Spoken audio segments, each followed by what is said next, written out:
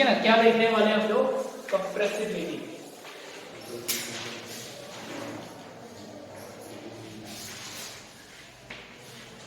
सुन लीजिए पहले तो क्या होता है। The symbol for compressibility is capital C, ठीक है। कंप्रेसिबिलिटी जो होता है बेटा, it is inverse of bulk modulus. Bulk modulus के इनवर्स को हम लोग बोलते हैं क्या, compressibility. The inverse of bulk modulus of elasticity is called compressibility. और मैंने कल आपको बताया था कि बल्क मॉड्यूलस अगर हम लोग देखेंगे किसकी, सॉलिड्स की, तो बेटा ये सबसे ज्यादा होगी। Then bulk modulus of liquid is there, then bulk modulus of gases are there. अब बेटा कंप्रेसिबिलिटी की बात होगी तो कंप्रेसिबिलिटी बल्क मॉड्यूलस का उल्टा है। जो गैसेस होते हैं they are most compressible, okay. Then इसके बाद नंबर आता है लिक्विड्स का, और सबसे जो लीस्ट कंप्रेसिबल होते हैं वो होते हैं सॉलिड। सो कंप्रेसिबिलिटी को आपको डिफाइन ऐसे ही करना है, compressibility is the inverse of bulk modulus of elasticity, ठीक है। Then this is the order for solids, liquid and gases and compressibility, ठीक है। कंप्रेसिबिलिटी ये डिफाइन करता है कि कोई भी सब्सटेंस को हम कितना कंप्रेस कर सकते हैं अंडर एनी प्रेशर, ठीक है ना। तो सबसे ज्यादा कंप्रेस होती है कौन, गैसेस, ठीक है। ये जल्दी से आप नोट करिए, फिर हम लोग आगे आते हैं। स्ट्रेच करते हैं या कोई भी बॉडी अंडर एक्सटेंशन होता है, ठीक है। सो चेंज इन लेंथ और ओरिजिनल लेंथ का जो रेशियो होता है वो होता है आपका स्ट्रेन, ठीक है। अब कोई भी मेटालिक वायर अगर अंडर है एनी लोड, ठीक है ना, very metallic wire is under some load, तो इसमें आपको पता है कि लेंथ चेंज हो जानी है। The length will be del L, ठीक है ना। New length will be L plus del L। Energy stored bye A wire in its elastic limit। Elastic limit में कोई भी वायर जितनी एनर्जी को स्टोर करता है वो उसकी स्ट्रेन एनर्जी है, ठीक है ना। What is the formula for strain and potential energy stored for a spring. Spring में क्या होती है एनर्जी बताइए। पोटेंशियल एनर्जी ऑफ स्प्रिंग का फार्मूला क्या है, it is U is equal to half kx square, जहां पे हम लोग क्या बोलते हैं, what is x is called as deformation of spring। मतलब जितना मैं स्प्रिंग को डिफॉर्म करूंगा उसके नेचुरल लेंथ से, ठीक है ना, उतनी पोटेंशियल एनर्जी स्प्रिंग जो है वो स्टोर करता जाएगा, ठीक है। इसके लिए भी हमने एक्सप्रेशन किया हुआ है, ठीक। एक्चुअल में जो स्प्रिंग होता है वो हुक्स लॉ को ही फॉलो करता है, और हुक्स लॉ क्या बोलता है, F is equal to minus kx। आपको पता है आगे हम लोग स्प्रिंग का कॉम्बिनेशन करेंगे, तो स्प्रिंग के कॉम्बिनेशन में हमको जरूरत पड़ेगी इस k की, ठीक है ना, जिस k को हम लोग क्या बोलते हैं, स्प्रिंग कांस्टेंट, ठीक है ना। इस चैप्टर से ही स्प्रिंग कांस्टेंट निकल कर आएगा, ठीक है ना। स्प्रिंग में क्या होते हैं, दे आर इलास्टिक। जब भी उन पर डिफॉर्मिंग फोर्स लगता है डिफॉर्म होते हैं, और वापस डिफॉर्मिंग फोर्स हटाने पे ओरिजिनल शेप को रीगेन कर लेते हैं, ठीक है ना। तो बिहेवियर कैसा है स्प्रिंग का, इलास्टिक, ठीक है ना। तो वैसा ही बिहेवियर कौन शो कर रहा है बेटा, आपका वायर। जब भी वायर में आप देखेंगे लोड डलेगा एक्सटर्नल, तो एक्सटर्नल लोड के इन्फ्लुएंस में क्या करेगा, वो डिफॉर्म होगा, और जब वो डिफॉर्मिंग फोर्स हट जाता है तो फिर वापस अपने वो ओरिजिनल शेप को रिगेन कर लेता है। लेकिन कोई भी मेटल वायर जब अंडर लोड होगा, ठीक है ना, तो under load it will store some amount of energy, ठीक है ना, जिस एनर्जी को ही यूज करके वापस वो अपने ओरिजिनल शेप को रिगेन करता है, ठीक है। तो सबसे पहले तो ये देखिए, आप कोई भी मेटल वायर है, कंसीडर करिए, consider a metal wire having Young's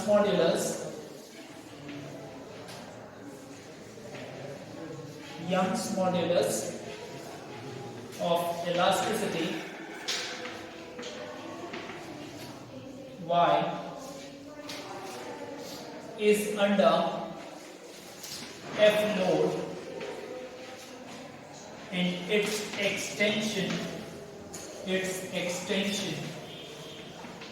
is given by। अब मुझे ये बताइए एक्सटेंशन के लिए फॉर्मूला क्या होता है, ठीक है ना। या फिर अगर कोई मेटल वायर है बेटा एफ लोड के अंदर है, तो एफ लोड के अंडर जो फॉर्मूला होगा फॉर लोड, ठीक है ना, ठीक, its formula will be Young's modulus into its A into x upon L, ठीक है। This is the formula for what, ठीक है, this is for Young's modulus, this is the load, formula for load, ठीक है। देख लीजिए okay है या नहीं। A into x, A into del L होता था F इंटू एल, Y का फॉर्मूला क्या है, Y is F into L upon A into del L लिखते थे, ठीक है।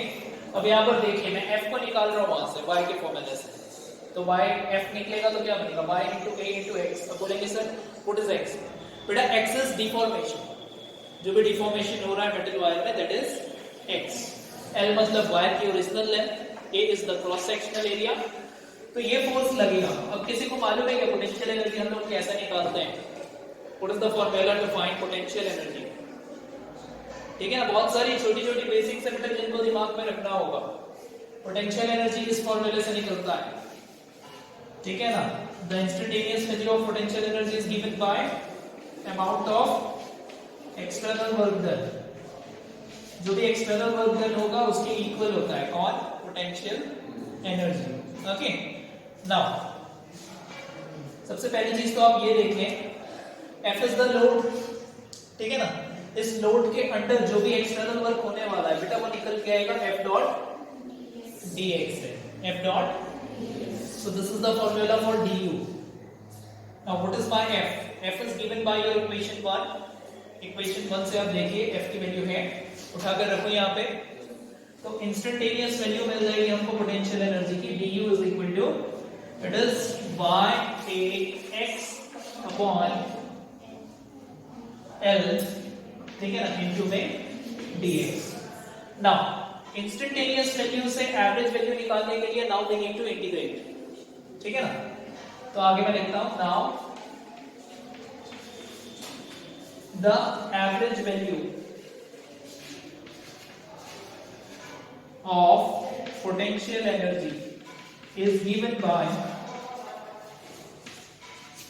इंटीग्रेट कर लेंगे du को, इस साइड पे बेटा इंटीग्रेशन होगा किसका, y a x upon L into dx, ठीक है ना। अब इस पार्ट को अपने को इंटीग्रेट करना है, ठीक है ना। चलिए y कांस्टेंट है, a कांस्टेंट है, सभी चीजें बाहर हो जाएंगी, ठीक है ना। इंटीग्रेशन ऑफ du का अगर इंटीग्रेशन करूंगा बेटा एवरेज वैल्यू बन जाएगा, this is average value of potential energy, okay.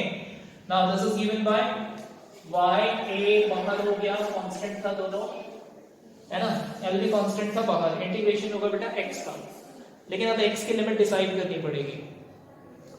तो x की लिमिट डिसाइड करने के लिए मैं क्या कर रहा हूं, x एक्सटेंशन था, ठीक है ना, और जनरली हम लोग एक्सटेंशन को लेते हैं del L is your extension. तो देखिए वायर का एक्सटेंशन कहां से कहां हो रहा है, 0 से del L।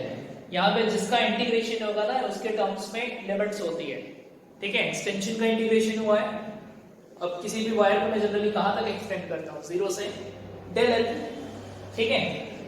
तो आप यहां पे इंटीग्रेट करेंगे x को 0 to del L। Now integration of x will be x square by 2, limits is the 0 से del L। अब लोअर लिमिट 0 है तो रखकर मतलब नहीं, आप सीधे किसको रखेंगे, अपर लिमिट को, ठीक है ना। Now average potential energy will be written as, this is half को बाहर ले आइए, यहां del L का स्क्वायर बन जाएगा, ठीक है।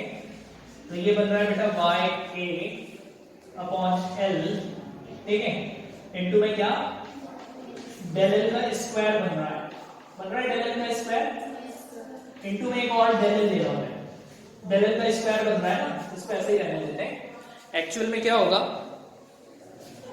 अब मैं del L को स्प्लिट करूंगा, कैसे स्प्लिट होगा del L देखिए, this is average potential energy half by a L del L into del L, ऐसा लिख लें, ठीक है.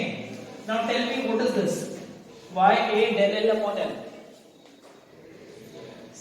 इसे हम लोग बोलते हैं load. This is the formula for again F. देखिए जब F एक्सटेंशन था बेटा लोड कितना था? Y into A into X upon L. मुझे बताइए जब del L का एक्सटेंशन होगा तो लोड कितना होगा? Y into A into del L upon L. तो फिर से ये जो Y into A into del upon L देख रहे हो ये लोड है. So this is what? This is load. What is del L? Del L. It is extension. तो स्ट्रेन एनर्जी जिस एनर्जी को हम लोग बोलते हैं बेटा वो होता है हाफ लोड इनटू एक्सटेंशन. यहां तक आप एक्सप्रेशन जल्दी से बताएं कॉपी में. एनर्जी की है इसने कहां पे? अपने वॉल्यूम पे. Half load into extension. तो पहली चीज ये समझ जाइए कि सरफेस एनर्जी डेंसिटी किसको बोलते हैं हम लोग. ठीक है ना. Strain energy density. Strain energy density is total strain energy which is capital U upon total volume of the body. ठीक है. Volume of the body upon strain energy upon volume of the body is called as strain energy density. Generally क्या होता है कि maximum मैं small वाले terms को वहां पे यूज करूंगा जो डेंसिटी को डिनोट करेगा और टोटल को डिनोट करने के लिए हम लोग कैपिटल U लिखते हैं. So capital U is the total strain energy, small u is the energy density. ठीक है. अब थोड़ा ध्यान से देखो ये कैपिटल U को हमने क्या निकाला? This will be half load into extension. What is load for del L extension? Del L extension में load क्या आएगा? It is y into A into L upon this is del L upon L into del L. ये आपका half, ये load, ये extension. इसको divide करना है वॉल्यूम से. ठीक है. और मैंने कुछ देर पहले बोला कि वॉल्यूम क्या होता है?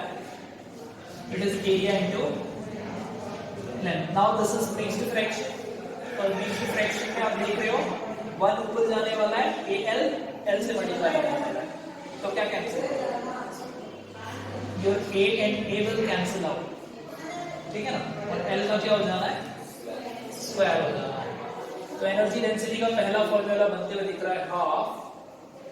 दिस विल बी y, ठीक है, इनटू डेल L का स्क्वायर हो गया और अपॉन L का स्क्वायर हो गया. ठीक है ना. नाउ सी बेटा डेल L अपॉन L को हम लोग बोलते हैं strain. Change in length upon क्या कहलाता है? Strain. So del L upon L is strain. ठीक है. So this will be written as strain square. तो आप आगे स्ट्रेन एनर्जी को लिख सकते हो half into y into strain का square. This is energy density small u. ठीक है ना. ये स्मॉल u का पहला फॉर्मूला होगा. अब एक चीज और मालूम है अपने को, यंग्स मॉड्यूलस क्या होता है? It is stress by strain. Stress by strain. ये अगर यंग्स मॉड्यूलस की जगह में सब्स्टिट्यूट कर दूं तो फिर क्या मिलेगा? Small u is equal to half. Strain strain cancel हो जाएगा, रह जाएगा क्या? Stress into strain. This is another formula. ठीक है ना. एक काम और हो सकता था, स्ट्रेन को मैं रिप्लेस कर सकता था यंग्स मॉड्यूलस से. What is the strain? Strain will be stress upon Young's modulus. होता कि नहीं? Your strain will be stress upon Young's modulus. अब बेटा इसे उठाकर मैं यहाँ रख दें, so it becomes stress square Young's modulus square. 8 Young's modulus cancel होगा. Another formula will be U is equal to half stress square upon. So these are the 3 formulas for your energy density. लेकिन पहली बात यह है energy density को define कर लेना. ठीक है. एनर्जी डेंसिटी क्या होता है? The amount of energy stored per unit volume. The amount of strain energy stored per unit volume is called as strain energy density. फिर स्ट्रेन एनर्जी डेंसिटी के लिए सामने देख रहे हो आप कि एक्सप्रेशन बना हुआ है, इसे आप करिए जल्दी से।